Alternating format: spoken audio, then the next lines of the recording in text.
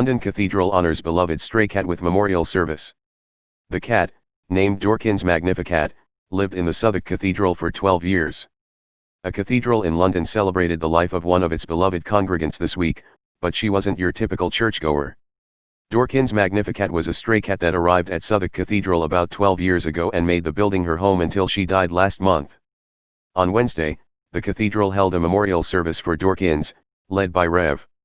Andrew Nunn, the Dean of Southwark Cathedral.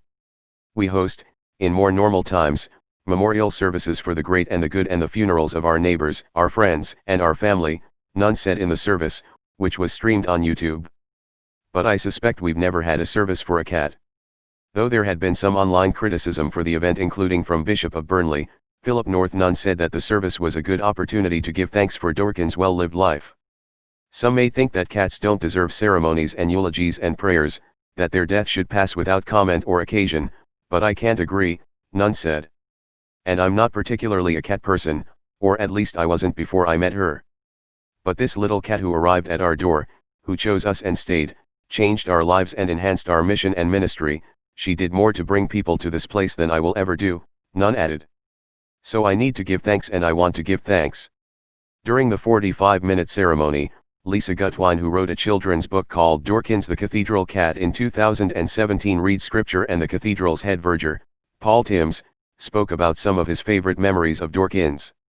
According to The Guardian, Dorkins first came to Southwark Cathedral in 2008 and quickly made herself at home, lounging over a warm pipe near the altar or, around Christmas time, lounging in the straw of the nativity scene. When the bishop was there, or even when Queen Elizabeth II visited the cathedral, Dorkins barely paid attention, The Guardian reported.